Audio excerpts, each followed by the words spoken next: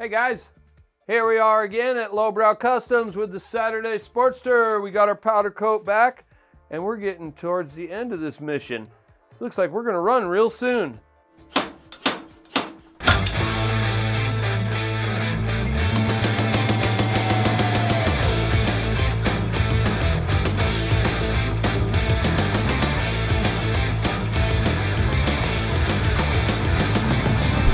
Welcome to Saturday Sportster. Woo!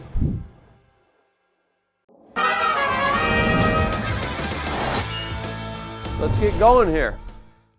So what we're going to do right now is we're going to go ahead and get the Fender Prep to go ahead and get it put on the bike. And what I'm going to do is I'm going to put the taillight on first. And I've got this nifty conduit that we get from Harley-Davidson. If you need some of this to put wires under your fender, this is what they use on the modern bikes. It's basically a D-shaped channel. It's got two-sided tape. And guess what? I used to use this stuff when I worked at the shop all the time. And on a fresh, clean fender like this, it sticks really good and it's not going to fall off and your wires are not going to be dragging on your tire. Some aftermarket fenders and some fabricators will actually put some metal on the inside of the fender that you can bend over for the wires. If you don't have that feature and you need a way to run your wiring from your taillight up to your plug, this works real well. And you can buy it by the foot at just about any local Harley dealer. Here's our Harley-Davidson seat screw chinga that we borrowed from the old fender. And basically it's just an insert and a plastic clip. If you may recall, we made the hole on this universal fender, so we'll use this. And once again, to reiterate, the good thing about doing it this way is you're not putting a nut and a bolt on your seat. You can easily remove your seat from your bike if you need to get under the seat for whatever reason. And if it ever strips out, you can replace this part. If you have a nut welded to the fender and the threads strip out, that's how Harley used to do it back in the day. And then if you stripped it out from taking your seat out, because some models there's like the battery maybe under the seat. The battery's not under the seat on this one. But I decided this would be an easy way to do this. And so you're just going to stick that up through the fender, lining up the little thing there, and then you're going to put the clip on. Oh, doesn't look like it matters which way it goes, like so.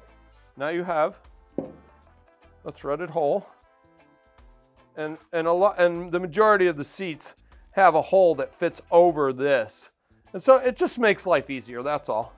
Okay, so the next thing I'm going to do is I'm going to go ahead and bolt the taillight bracket with the taillight on it to the fender and get ready to run the wires through this hole. And I have some conduit here that I dug up out of my toolbox that I'm going to put over these wires and run it through the hole. And then I made this wire up in my home garage to match the colors on that. And I also brought some conduit. I'm not real sure if I'm going to want to use this all the way through the channel. We'll see how it fits. If it doesn't, I'll cut a piece and have it coming out of the channel on the front of the fender to go to my plug, which is on the motorcycle right here. And then maybe cut a piece on the other end to go into the channel and then just have the wires inside here. We'll see how it goes as we start moving along here. But at any rate, I pre-made this at my house because I didn't have the correct wires I needed here at the shop. And one other thing I want to mention about this particular light, and it may or may not apply to whatever light you put on your custom bike, but since I'm going to hardwire these wires to these wires, and since this light is attached to this bracket and the wires go through a hole, there's no way, the reason I'm bringing this up is because I'm not going to be able to get to this fastener right here to tighten it, because the fasteners for this light are recessed so that you could put your license plate on there, and they have a Phillips head. I don't know of any screwdriver made that's going to go on that Phillips head, so what I'm going to do is I'll probably mount it, tighten it down, hardwire, and then I'll be able to unbolt the light from the bracket and pull the wires up a little to go ahead and do the final tighten on that. So that won't be a problem, but it's just something, think about what you're doing before you do it so you don't end up with a problem like, gee, crap, I hardwired all this, I got that all on there, and now I can't tighten that screw because I can't get to it because the light's blocking it, okay? And that is also the reason why this one's already installed in the bracket. Once again, we're not going to tighten this down at this time because I want to wait until the fender's on the bike and then put the final tighten to this, because it might have a little wiggle room this way and I want it to look good when it's done. So let's go ahead and put these in the the holes we drilled, the pre-drilled holes.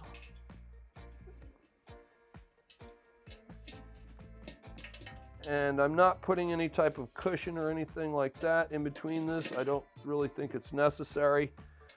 And there's that. And see how you can kind of move it a little bit when it's on there. And so we'll wait until we get the fender mounted to get that done. Let's get some nuts, washers, and lock washers on this light so that it's not going to fall off while we're doing the other parts of this job here. And technically you could do this with the fender on the bike the way we have gobs of room because of the taller shocks. But if you have a bike with lowered shocks, it's difficult to get up under the fender. So it's probably better off to just do it this way by getting everything ready, and then you're going to have your wire coming out here. So you're going to put your fender on, plug in your wire, and then you're done. I mean, it is, after all, just a fender. We don't need to overcomplicate everything here.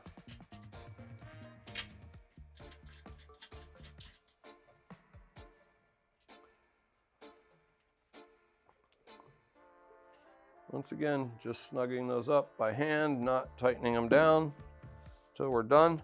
Okay, so now I have some wires here that I need to connect to these other wires. And we don't want these wires hanging out, so we're going to put this conduit over them and shove them through the hole.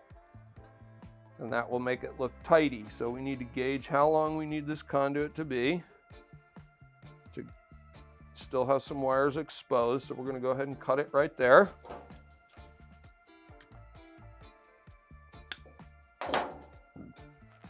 And we'll simply put the wires in the conduit.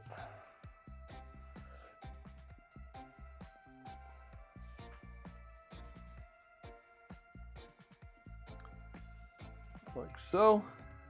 And then we'll feed them into the hole that we pre-drilled. And that's kind of tight right there.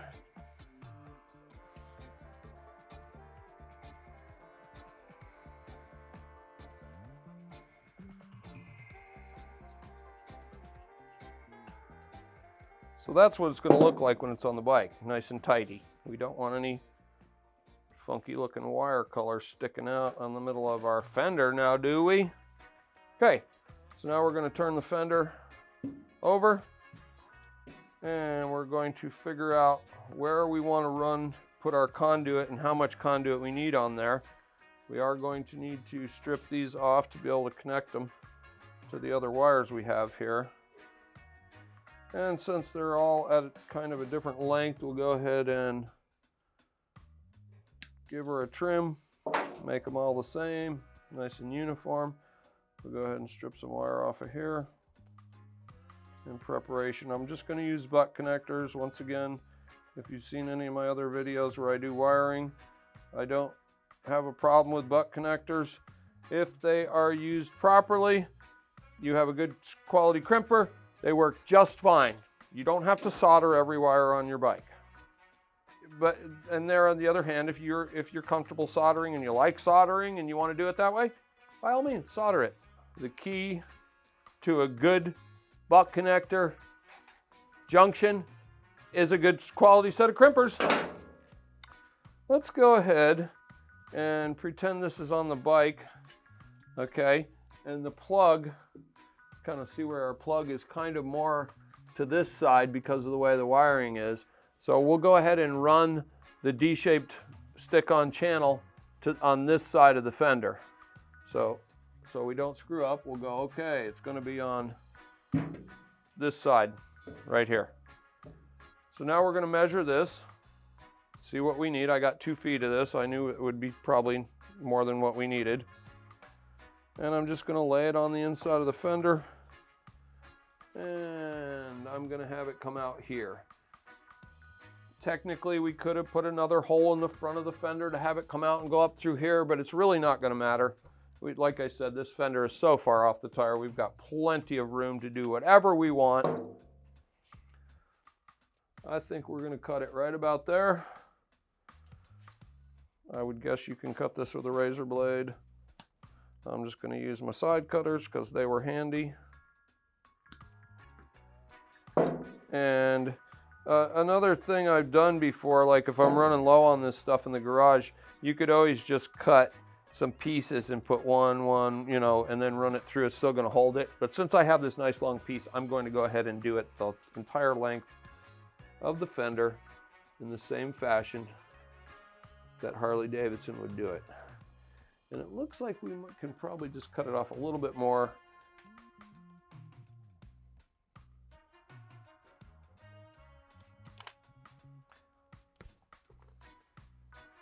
Okay. And once you stick this down, there's no turning back. It's going to be where you stick it. And that should probably be good. I think we'll run this one all the way up towards the edge. And we are going to leave some room here for this, so that's not going to be a big deal. See, it's pretty close to my hole. So let's go ahead and get this stuck down.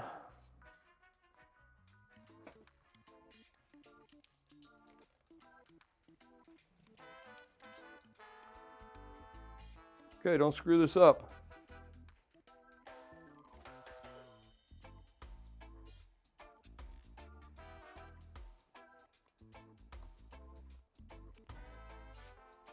Kind of hard to screw that up, huh?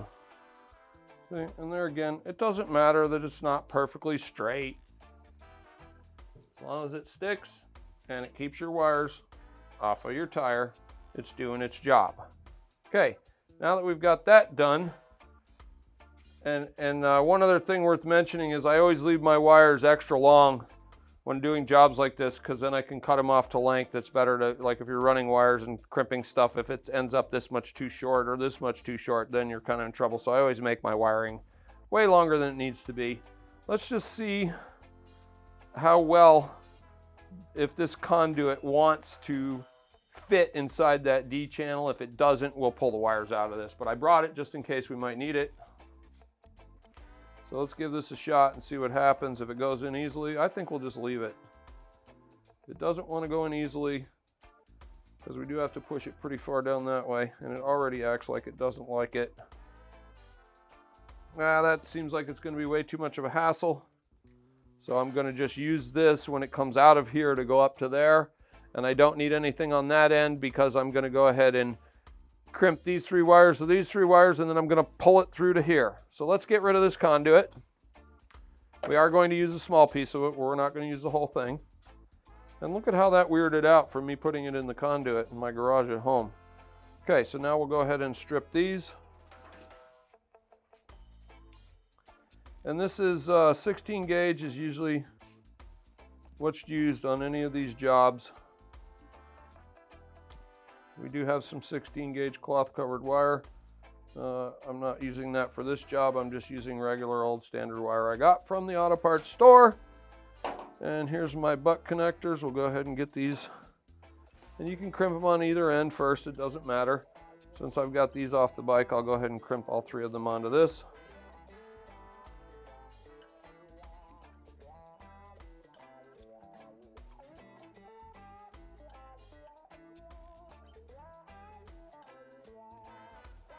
And as always, when doing these kind of connectors, crimp it, pull on it. That's not coming off of there. That's a good connection.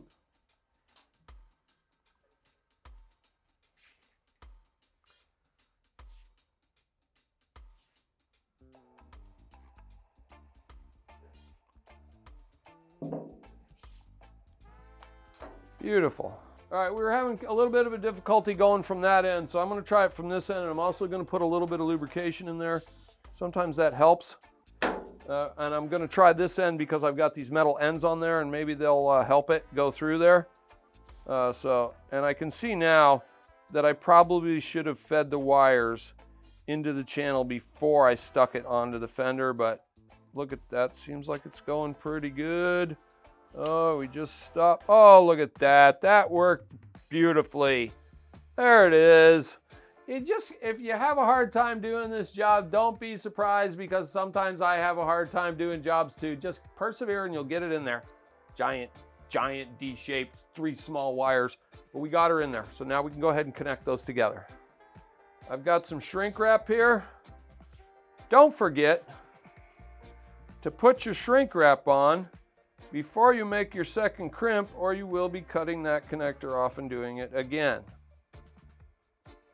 So I'm going to go ahead and put all 3 pieces of shrink wrap on there, like so, and then I'm going to go ahead and crimp these together. And this wire gauge seems just a tad bit smaller than this one, but that's okay. That will not be a problem.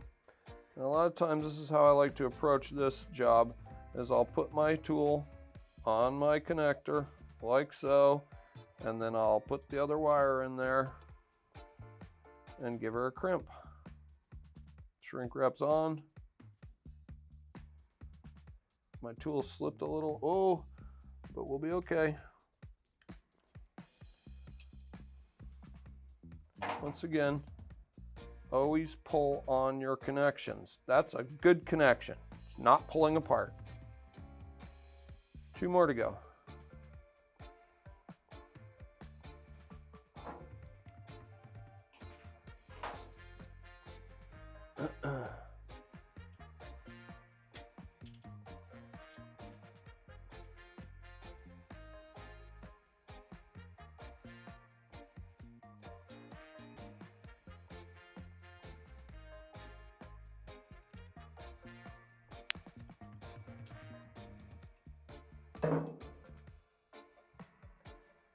And the last one.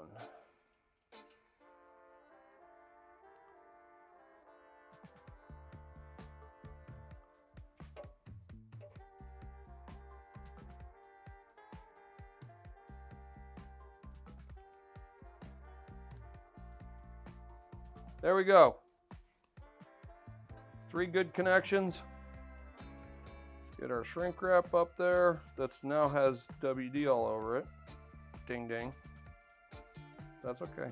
Should still shrink. Should not be a problem. Now ideally, a heat gun is the best thing to use on shrink wrap. Since this isn't really a motorcycle shop, we don't have a heat gun, so we're going to use a lighter. Ha! Okay, when using shrink wrap to cover up a butt connector, you kind of want to look at where the butt connector is in relationship to the length of the shrink wrap, and you want to kind of get it in the center. And since we have 3 all in the same place, we'll just do, we don't want the heat to start shrinking another one that we haven't checked yet. So we're checking all 3 of them. That one seems like it wants to fall down just a skosh. And so we'll start there, and I can see that one moved a little. And then we're just going to heat this stuff up till she shrinks.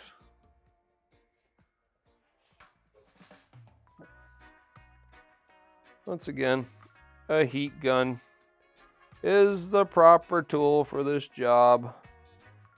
But I can't say as I've never done this in my garage before.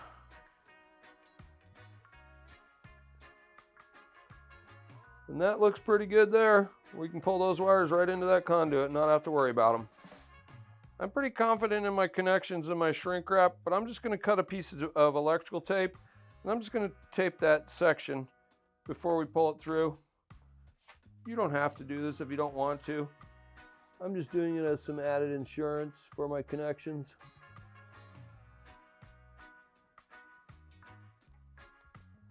I don't think I'm going to have any problem pulling this through. And no one's ever going to see this stuff, so it's not a big deal.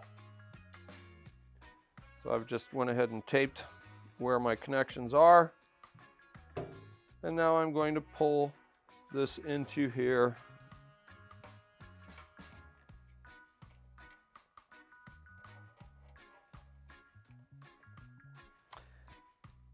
But I'm going to leave actually a little bit showing right now, because like I said, I'm going to leave it like that for right now. And the reason I'm doing that is because I'm going to have to take the light off and move it away from the bracket to tighten this center screw. And so I'll leave it like that, and once I've got it all done, then I can just pull it from here and tighten it up, and I'll have plenty of room to get underneath the fender to do so. And so now it is time that we can put the fender on the bike. How exciting!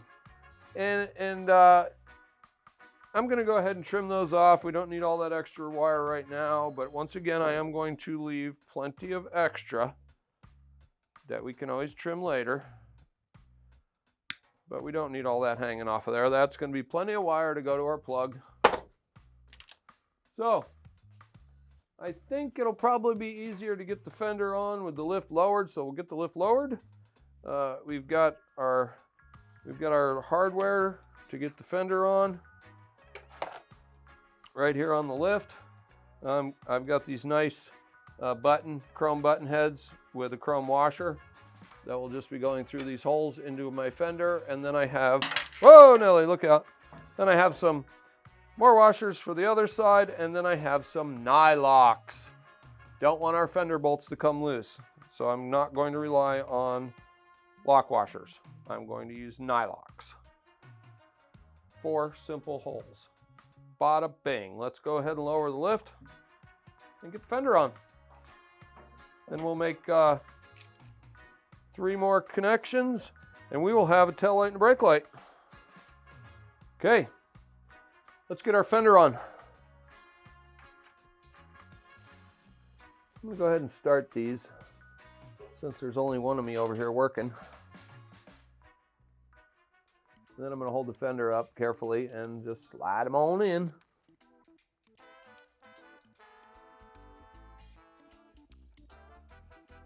We're not going to run any fender covers, any of that kind of stuff that's on a stock bike we've gotten rid of.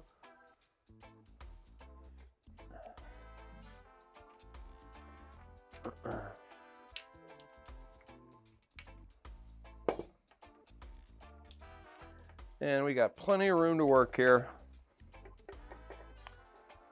This job is a little easier if you've got a helper. But if you don't, you can do it on your own.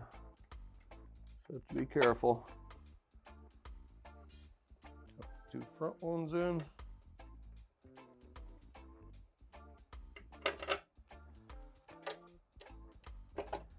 And we're going to be pulling the fender towards it, it looks like a little bit. So we'll go ahead and get some fasteners started so we don't have any calamities.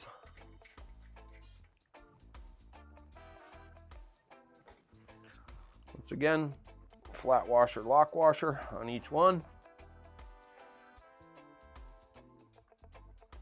I'm sorry, flat washer, nylock. Did I just say lock washer? We're not putting any lock washers on here. And I am running the nuts up to the nylock, that way it'll be easier when I put the tools on there to tighten them. And as you can probably tell, I don't know if you can see it in the video or not, you're not going to get a paint job using powder coat that's going to be perfect. It's not buffed out, it doesn't have any clear coat, but it was very inexpensive and got done very quickly. So it might not be for everybody, but for our project here, it worked out just fine. So we've got a front middle one there. Not using shiny fasteners on that because it's not needed. And boy, is that nice. I can reach right up under the fender because of these tall shocks. Okay, all we got to do now is tighten those 5 fasteners and finish up our wiring. I think I'm going to go ahead and tighten the front one first because that's going to kind of pull it up, and that might move these just a skosh, so I don't want to tighten those first and then go to that one. I don't think it's super critical, but we'll just tighten that one first.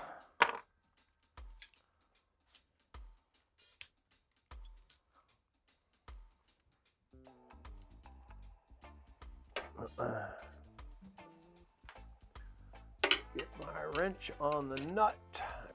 Kind of a difficult, there we go.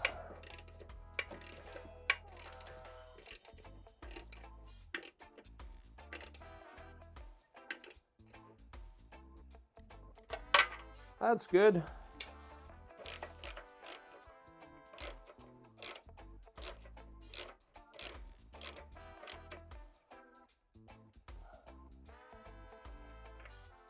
And you notice how I utilize my tools.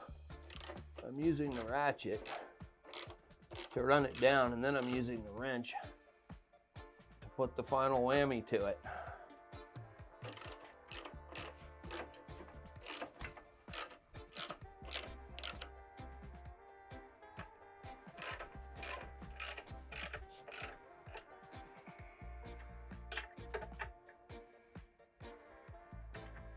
That way there's less chance of the tool slipping off the fastener and gouging your new paint. All right, there we go. Woo, got the fender on. Now, this is where the tail light would hook up on a stock bike, and that's what we're gonna do. And since the fender that was on this bike is long gone, I'm not really sure what happened to it. I'm not sure if it got sold or the swap meet or something or other, but it is gone. So one of the positive things about being an ex-Harley dealer mechanic is I have all kinds of junk in my toolbox. So I was able to come up with the corresponding end. And we're not going to use all these wires. These are turn signals and a bunch of other stuff. We're only going to be using the 3 wires that are hooked to that. And we're going to hook them to the wires here that correspond to what would have went to the original taillight. LED, once again, has to be grounded. And then it's going to be ground, brake light, running light. That's it. Done. If we want to, if you didn't know what color did what, you could use a simple light tester, or you could look at a wiring diagram. I know from experience that the blue wire is going to be the running light, and the ground is going to be black. Well, I have 3 grounds here, and the reason for that is because the the turn signals are also grounded. So the tail light and each turn signal would have had its own ground, so I can put the black wire coming from here to any of those blacks. They're not going to be hot. And then I've got blue for running light, and the red with the yellow tracer should be the brake light. If you want to see how to test that, it's really super simple. And I'll show you real quick just because we can. I don't know if we've shown you this so far in this video, but this is a simple light tester that you can purchase online or at your auto parts store. These are very invaluable for working on any wiring on any motorcycle, irregardless of what you're doing. This will check for power, and it lights up. So you find a good ground, and when you have power, it will, I'm just touching it to the positive battery terminal. Look at how she lights up. Isn't that just a modern miracle? And it has a pointy end, so you can actually poke it into wires. You don't want to poke them too hard and degrade the wire, but you could technically poke a wire if you wanted to with this and still use it. So what I'm going to do is I'm going to go ahead and power up the bike, and I'll show you. We'll hit the brake pedal, and we'll show you which one's brake, and we'll show you which one's running light. Here's my key. And see, we know we have power. We're in neutral. There's our oil light. Our speedometer just lit up, so we know we're connected. And right now, the headlight, tail light should be powered up. Well, we're going to touch the blue wire. Oh, look at that. It lights up. Now watch this. Oh, look at that. That's our running light for our tail light. Okay, now we want to check and make sure that the red with the yellow tracer is the brake light. So we're going to turn the bike back on. Go ahead and hit that brake pedal. Oh, and look at that. Let it off. There's our brake light. Very easy to test what wires are doing with a light tester. Very good investment for working on motorcycles. If you're using a voltmeter, yeah, you can see that it has voltage, but like for instance, the brake light.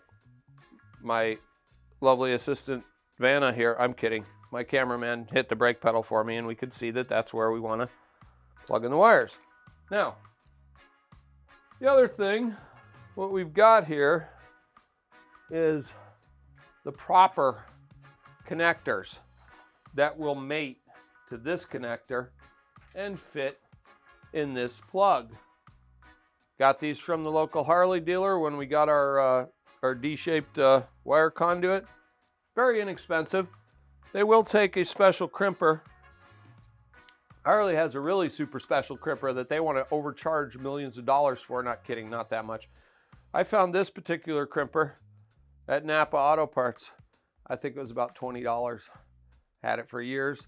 And you'll see why you need this type of crimper when we crimp these wires, because they're a double crimp. And it has, you'll see in a sec here, we'll show you. Okay, so I'm feeding these 3 wires up from the front of the fender. And then the next thing I'm going to do is I'm going to determine the length I need them to be to go to this connector. And I don't want to short myself here. And I also have my turn signal module in there too for no particular reason. But at any rate, let's move this out of the way over to here. And we're just going to ride that. There we go. And then these are going to need to be, actually, I'm pretty happy with the length on them right now. I'm just going to basically cut them so that they're all the same length. It's always better to have a little extra than not enough. Now I had mentioned earlier we were going to run a piece of conduit. So then we're going to need to determine how much conduit we need to go from here to the D-shaped channel up under the fender. So probably the easiest way to do that would be to go ahead and pull the wires back down and do it from the bottom. And I really think this would probably be a lot easier if we were jacked up in the air. So let's utilize our motorcycle lift for its intended purpose.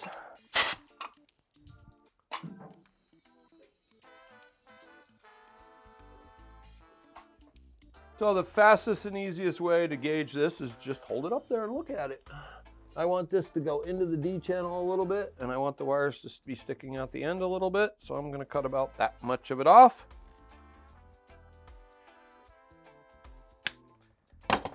And this is just going to protect these wires and also make things look tidy.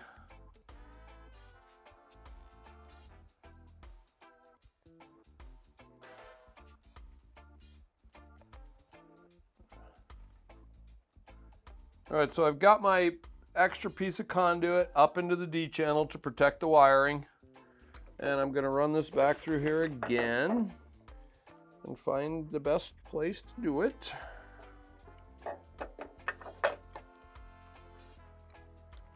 And sometimes when you're pulling wires through like this, they get weirded out, so you kind of want to turn them until everything's happy.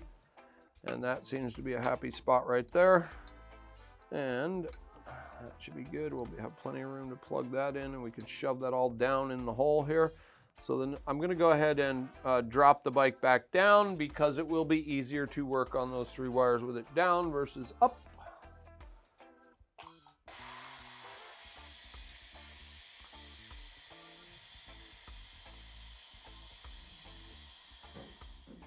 Okay, so we're going to strip off some wire here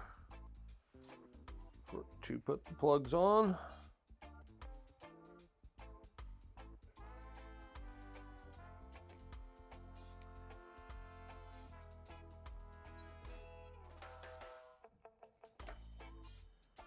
Okay, now with these connectors, you don't really need that much wire sticking out with these wire ends. You'll see in a sec here. So that red one could actually be trimmed back just a skosh more.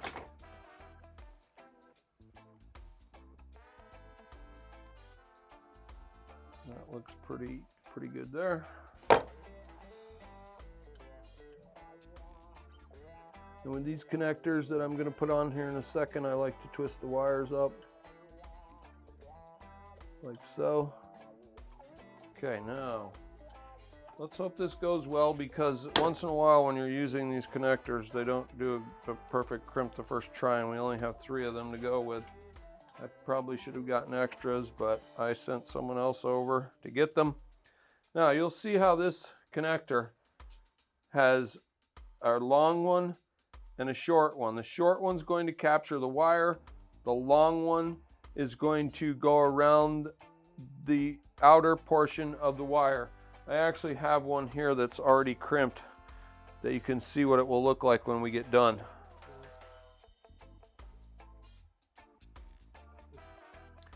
And that's what the factory crimps will look like. Now, you have these choices on here. A, B, C, D, E. Basically, E looks like it's going to really crunch it hard. So you can start with a larger one and move to a smaller one to make sure you have a proper crimp. But you're basically going to insert the connector.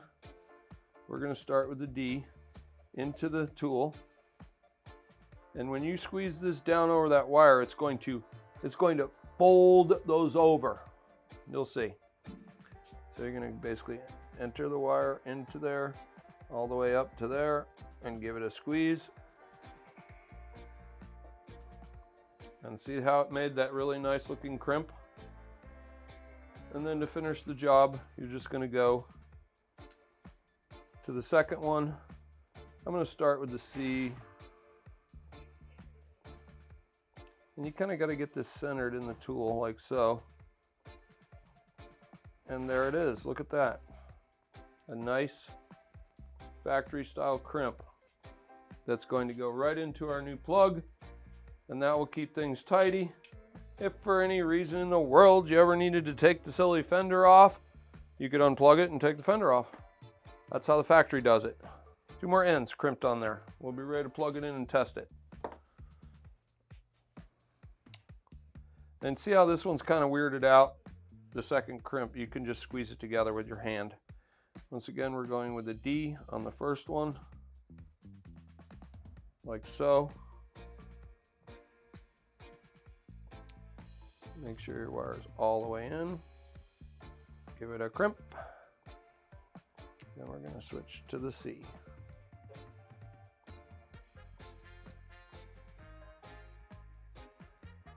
There it is, another beautiful crimp. One more to go. We'll plug them into the plug in the corresponding place, and we'll be pretty much done with the back fender.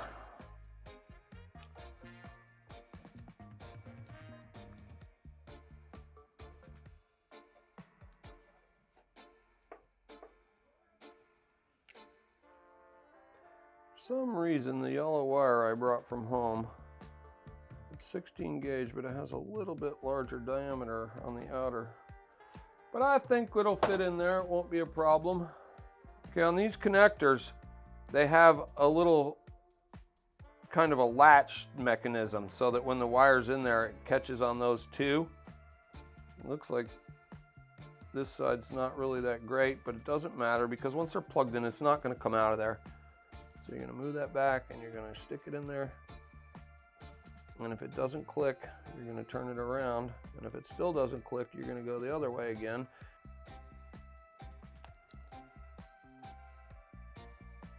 Okay, so once again, we want to double check where we're going with this. The next one over is blue. That's going to be yellow is running light on this. Now, let's go over one other quick thing that we can do for you. If you buy a light from us and you don't know how to hook it up, generally on an LED, you're going to have a black that's always going to be ground. If you don't know what the yellow wire and what the red one does, I know because I know this light. Red is going to be brake and yellow is running light. Does that match this? No, this is blue. And this one's red with yellow. If you don't know what something is, it's super simple, easy to hook up any light we sell with some jumper wires. And check it before you hardwire it or connect it. So we'll just show you that real quick, like because we can. This is going to be our ground. We'll ground that directly to the battery. And since we already plugged in the ground wire, what we can do for that, in order to make sure it's grounded, is we can just put this piece of wire in the connector, and that'll ground it, like so. And then we're going to use our second jumper on our positive terminal of the battery, being careful not to touch anything with this end because this wire is hot now. And then we're just going to go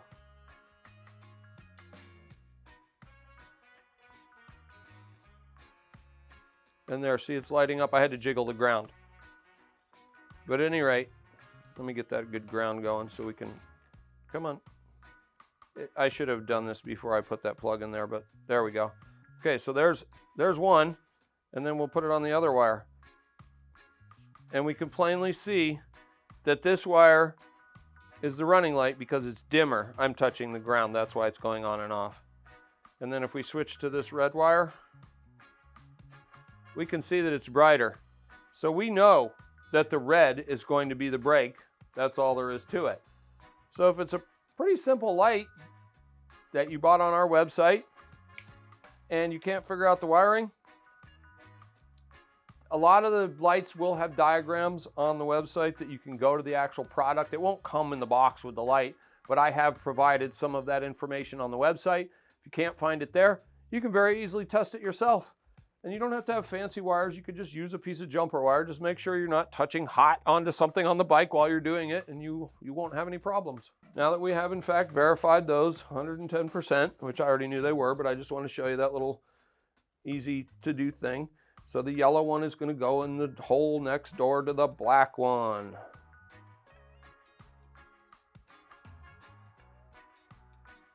Oh, did you hear the little audible click?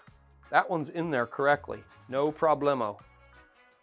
Okay, so the next one over is going to be the red with the yellow, and that's going to be for the brake light.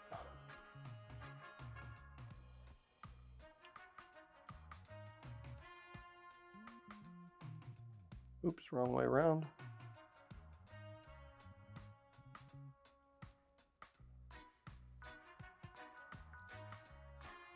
And you can also pull on these too to make sure they're clicked in. Okay, that looks good. Now you're gonna put your lock over, connect those together like so, and then you're gonna simply plug it in just like a factory connector. And we're gonna stick it down. Oh, let's route that a little better. This silly thing is kind of in the way. Here, I know what we'll do. We'll run this wire through here.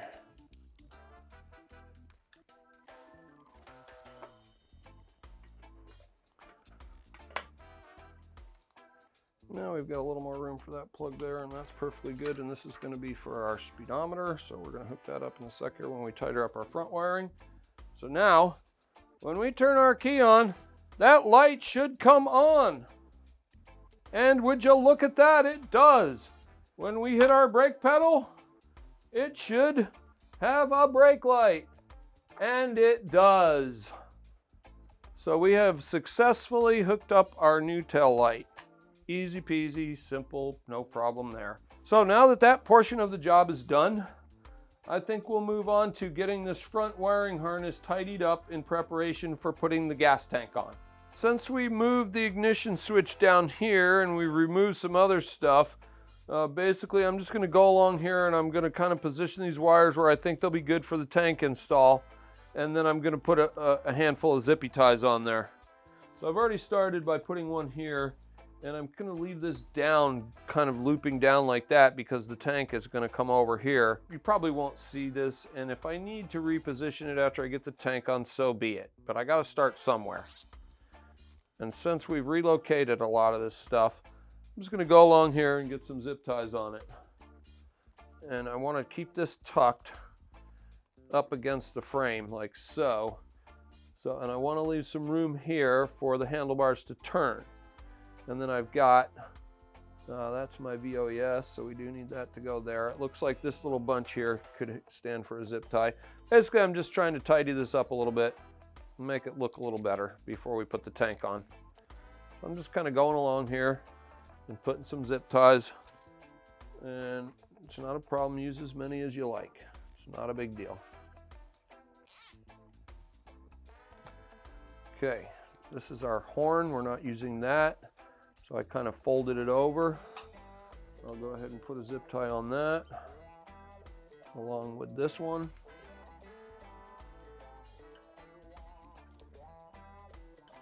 Let's keep them all going the same way. Why not?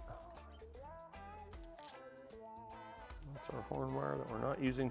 But basically, I don't really see any reason to cut this stuff off of here.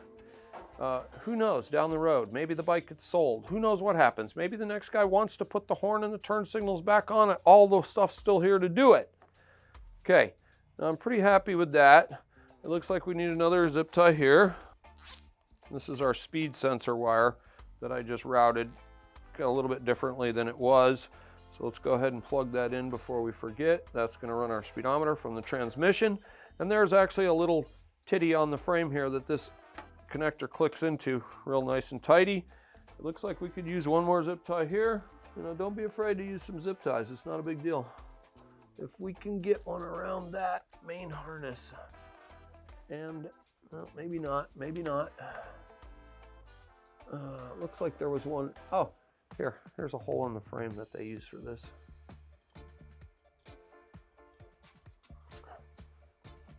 There we go. There it goes.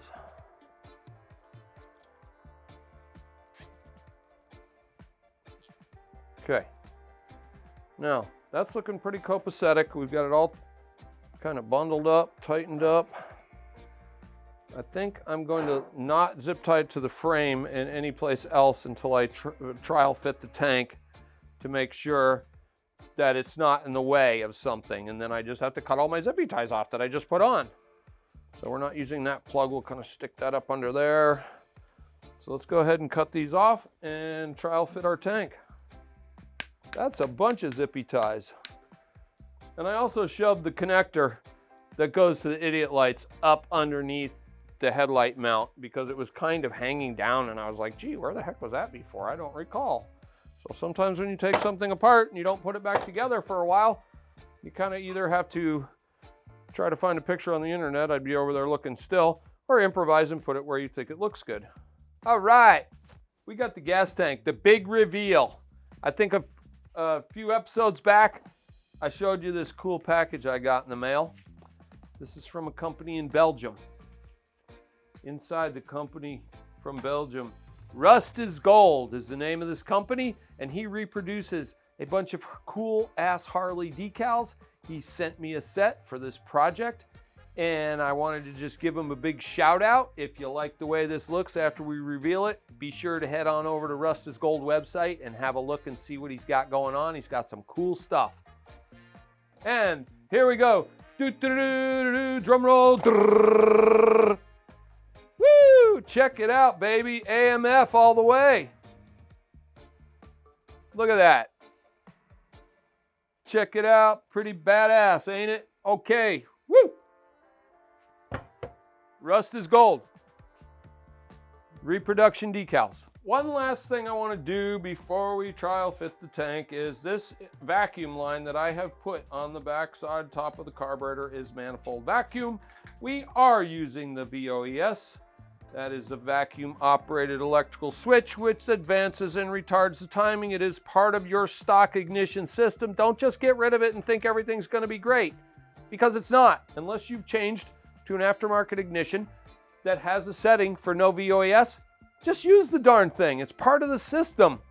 Okay, that being said, there was a bracket mounting this thing. It's just a piece of plastic with a diaphragm in it that opens and closes and sends a signal to the ignition. I'm probably just going to plug the dang thing in and put it underneath there. It's not probably going to hurt it not having a bracket. I don't think it'll be a problem. So I have this piece of vacuum line here. Once again, we're going to cut her long. As always, I like to cut things long. I can always cut them shorter, but I can't make them longer. And then this is just going to simply plug in. Now there is one other thing worth mentioning about the VOES vacuum operated electrical switch is what VOES stands for. Once again, it advances and retards the timing based on engine vacuum. If you have a bike that has a vacuum operated fuel valve, it will have a piece of line that will have a Y or a T in it. And part of it goes to this, and the other part goes to the fuel valve. If you want to eliminate the vacuum operated fuel valve, you can simply remove that Y or T out of the line, take the vacuum line off, make it the correct length, and plug it back into the VOES and forget about that silly vacuum operated fuel valve. It kind of works the same as this valve, where when the engine cranks and it sees vacuum, it opens a small diaphragm, a rubber diaphragm in the valve, and allows the fuel to flow. I think probably one of the main reasons Harley put that vacuum fuel valve on there was because people were forgetting to turn their gas off, and they'd park their bike in the garage and they'd go in the house. And then they'd come out in the morning and there would be a big giant puddle of gas under their bike because they didn't shut it off, and it just kind of leaked and filled the bowl and puked out the overflow. Well, that was very alarming. And then everyone thinks there's something wrong with their bike. It's pretty simple. If you don't have a vacuum fuel valve, turn your gas off when you're done riding your motorcycle. Don't leave it on all night long. You don't want your garage to catch on fire and burn up your motorcycle, do you? Simple. Okay, so we're just going to plug this in. And I actually used a piece of vacuum line that was 5/32. You had to shove it over the fitting on the carburetor pretty good, but it fits very nicely on there because I want a good, that looks like it might actually be a little bit too long for what I'm doing. And once again, it's much easier to cut it shorter than it is to make it longer. But I wanted a nice positive fit on this because the fitting on the carb is much larger than this. So if it loses vacuum, then it doesn't operate correctly. So we'll try this again.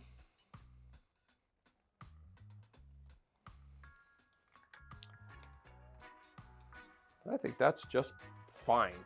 I don't see any problem with that whatsoever. Okay, great. This is going to be my fuel line coming off of my carburetor. I've already got a hose clamp on the bottom. This is a clear fuel line that we sell on the website. Any Harley's going to use a 5/16 fuel line. Some other vintage bikes and the other bikes I work on in my garage, the Triumphs, will use a 1/4-inch fuel line. This bike's going to use 5/16. I kind of like having a clear fuel line just for the main reason that when I turn my valve on, I can see gas going to the carburetor. What a concept. If there's no gas in that line, you might be out of gas. Or you need to put it on reserve. Okay, so let's try our tank and see how we're doing with our wiring here. See if we're ready to put our fuel valve on and hook up our fuel line. And we're darn near ready to run this thing. We got to do a set of spark plug wires. Where's my fuel tank bolts? Here they are. Got 2 mounting points, one here and one here. I've already put the fittings into the gas tank. You're going to have a rubber grommet, and if you buy a new gas tank from us, it doesn't, some of the boxes have these and some don't count on it coming with it. If it does, sometimes they're in the pictures, but you put this grommet in the large hole and then it gets a metal top hat thing, and that kind of rubber mounts the tank. It's on both ends the same. So let's just see if we're going to be okay with our wiring. So far, it looks pretty good. I think I'll go ahead and pop a bolt in both ends to double check the wires on the other side is what I'm concerned with. That seems to be out of the way for that.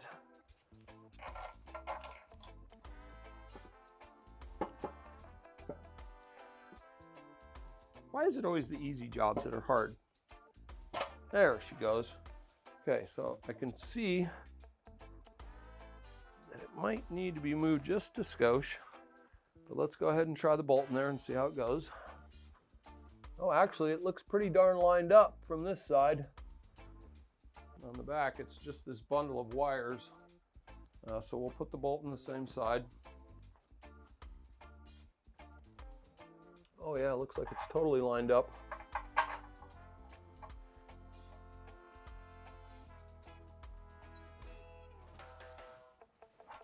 There she goes. Did I just push my insert out? Nope, got it.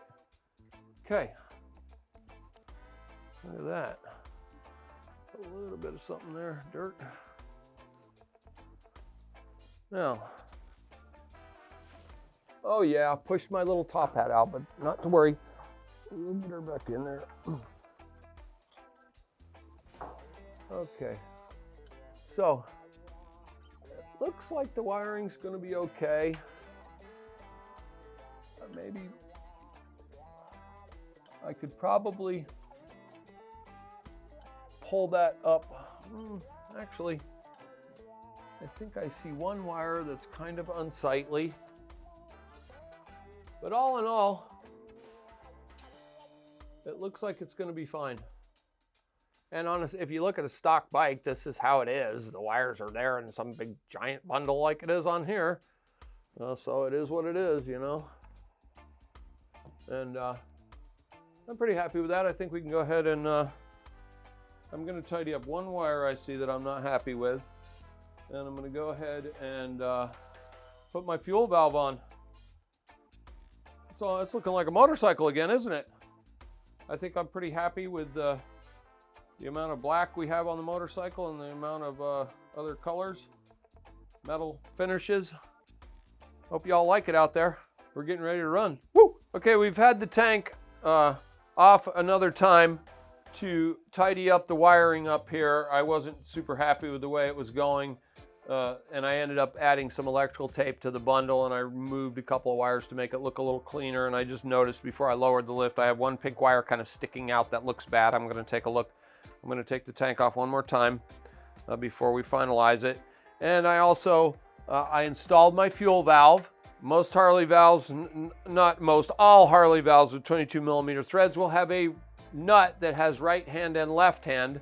So as you're tightening it up to the tank, it's kind of a job to get it tight and make sure it's correctly sealed, but you can feel it when it's tight. So I've got that done, and we're going to cut the fuel line. I'm going to pop the tank off again. And one other thing, the reason I just lowered the lift is because I noticed there's a slight gap between the tabs.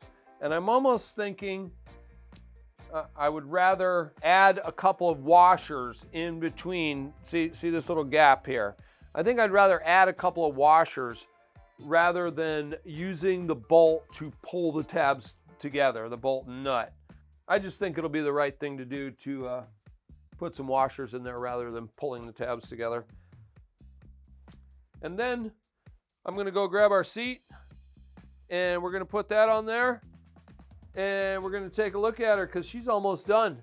I got a couple more things to finalize before we fire it up for the first time and check our work. It's always a good idea anytime you've had a bike like this completely torn apart. Like we had a lot of stuff taken apart on this bike, chassis wise. So a lot of times what I'll do at the very end, before I take it off the lift, I'll kind of start at the front and I'll look at fasteners. I may grab some wrenches, some sockets, some Allen wrenches, and kind of just touch some things, look things over, and make sure that all my chassis components have been correctly tightened down, just in case I miss something. I'm only human, I'm not perfect. I do try to tighten things as I go along with the job, but the last thing you want to do is get out on the road to find out you forgot to tighten something properly. So it's always a good idea to double check your work when you've had something this far apart. And so let's go ahead and pop the tank off. I've just got the valve where I like it. I marked the fuel line with a Sharpie. I figured it'd be easier to cut it with the tank off. And then I'm going to see about getting some washers between here. We'll finalize that. And I'll grab the seat and we'll put the seat on, and then we'll get a real good idea of how this bike's looking.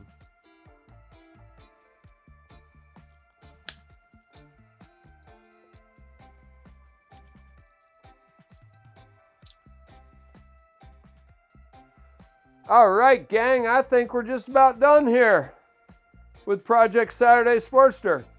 We got one part left to put on there, the seat. Chose this seat because I thought it would look good on this project, and y'all can leave comments if you want and tell me if you like it or not. I know seats and handlebars are very difficult to pick out on motorcycles. And I have this nifty little thumb screw that doesn't even need a fastener. I mean, a screwdriver that I found in my toolbox says Harley-Davidson Motor Company on it. Right? Whoa, look at that, man. There she is in all her glory. Look, parts box, empty, nothing left. It's all on there. Well, I hope you guys enjoyed following along as we reinvented this 2003 anniversary Sportster into the street tracker that you see before you right now. Let's just do a little recap, and I'll tell you all the things we did to make it look the way it does now. We'll start with the front. Both wheels are the stock Harley mag wheels. They were slightly corroded, so we powder coated them black. We're running the stock Harley brake. We powder coated the lower legs and the triple trees black to give it a different look. rather than polishing or chrome. We wanted it to have a lot of black parts on it. We also powder coated the headlight visor. At the same time, we got rid of the switch housings on the handlebar, and we used the LC Fab clutch and brake pod deletes that we sell on our site to clean up the bars without changing the controls. That's like a really good way to get rid of if you're building a custom bike and you don't want any switch housings and you don't want to spend a pile of money on new clutch and master cylinder. These are a great option for that. We decided to go ahead and leave the speedometer on there for convenience. We can keep track of mileage and, you know, we can know how fast we're going. We've got a set of our Lowbrow Customs Beck grips. We've got the Lowbrow Customs dual throttle control. Nice USA made throttle that works absolutely wonderfully. Got one of our King Sportster tanks on here that holds a little bit more capacity than a standard Sportster tank. We did try it with a smaller tank. I thought it looked pretty good, but now that we're done with it, I'm glad that we went with the larger tank because I think the smaller tank would have just looked too small with what we have going on here. We've got the Radius fork steering stem on here from Lowbrow. We have a universal rear fender that we have on the website that we drilled ourselves, as you saw during the process of building the motorcycle. We've got our tail light on here, LED. That's a Lowbrow on the website product. We've dressed it up with a bunch of Colony bolt kits to make everything shiny. We relocated the coil on the other side of the bike with the gas box mount and put our ignition switch. We retained the stock ignition switch, which saved us a bunch of time in wiring. We've got our progressive suspension, longer than stock shocks to raise the bike up. In the front forks, we've got the tracker die damper tubes, which essentially jacked up the front end by a few inches. We've got a big sucker air cleaner. We've got the Lowbrow Customs Hooligan Exhaust made by Kirker right here in Cleveland, Ohio. We've got our belt to chain conversion kit on here. And I decided to go ahead and just leave the gearing what it would be for this model of bike. Because yes, we may take it off-road with our Bates Baja tires front and rear. And we're probably going to do a bunch of street riding too. So why would we gear it strictly all off-road when it will do just fine off-road with the gearing it has right now? We also used these really cool Burley MX style foot pegs. We have those available on the website. And if you're out riding in the dirt and you got some beers in your cooler, you can open them up. It's got an opener on there. That's pretty cool. We also utilized a Bates skid plate. So if you're off-roading, that'll keep stuff, big giant rocks from bashing into the bottom of your engine. And then last but not least, we found this really neat engraved cover. I wanted it to say "Eat more tacos," but instead it's got an ice cream cone on it. It says, "Ride motorcycles, eat ice cream." Who doesn't like ice cream? Who doesn't like riding motorcycles? One of the goals with this project was to show you what you can do in your home garage. Basically, there was no welding on this bike whatsoever. We didn't weld one thing. So if you don't have a welder, you can still build a cool bike without a welder. At the same time, we decided there's plenty of guys doing hardtails. Tracker's probably a real popular kind of motorcycle right now, so we decided to go tracker instead of hardtail. One of the other goals with our project was to try to do this on somewhat of a budget. I know we did spend a couple bucks putting this bike together. You know, it's pretty obvious, but we also didn't break the bank. We didn't go overboard. I think that pretty much sums it up, other than there is also another different series of videos which we did utilize this motorcycle for those videos, and that would be installing the S&S Hooligan kit, which is a pistons, cams, and lifter kit. If you want to check out that video, that's on our YouTube channel. We kept that separate from the Saturday Sportster because we realize not everyone's going to be doing that engine work to their street tracker build that we've shown you here in this video series. As always, if you have any questions on any of the parts used in the build, If you need any help with parts or anything at all, you can email Todd at lowbrowcustoms.com. You can call me. You can text. You can tweet. You can drop mail from an airplane by the building and I might find it. You can do whatever you want to do. Just get a hold of us. I'm here to help you out with your build.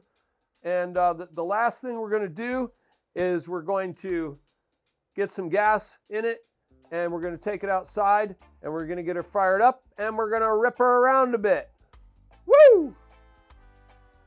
All right, guys, here we are outside the Lowbrow Customs World headquarters. We got the Saturday Sportster out here in the, well, it's not so sunny, but it's outdoors and we're done. Would you look at her? Look at how nice it came out. You can do this in your home garage probably in a couple of days, maybe 3 if you're slow like me. Let's fire it up and see how she sounds with the Lowbrow Customs Hooligan Exhaust on there. Key on. Remember we reused the stock ignition. Oh look, neutral light's on. We left the idiot lights, which is cool. Choke on, gas on. We got our nifty little push button starter here. Oh, give her a squirt or two. Oh yeah, woo! She's alive. Got our S&S Hooligan kit with our Lowbrow Customs Hooligan Exhaust. We're regular hooligans over here at Lowbrow. Ha ha! And you know these Evo Sportsters, they like to get warmed up before they go for a ride.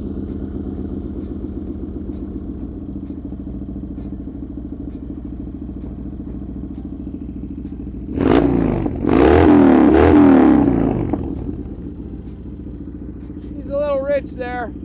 Choke's still on.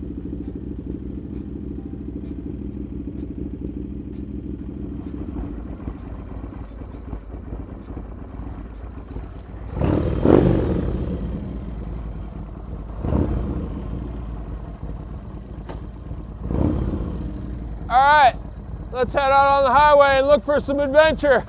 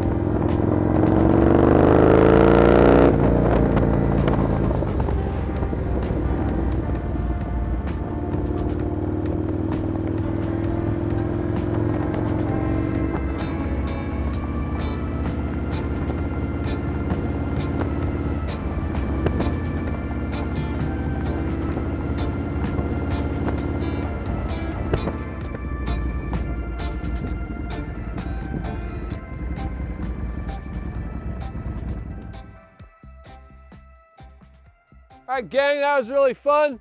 Got to go for a rip on the new Sportster. You can build this bike too. Just get on the computer, go to Lowbrow Customs. We got everything you need to make it happen. And then you too can go out and rip around the neighborhood on your Saturday Sportster. Woo!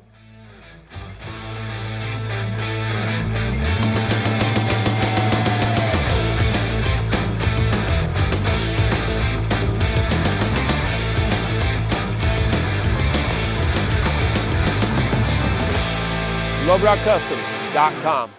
Woo!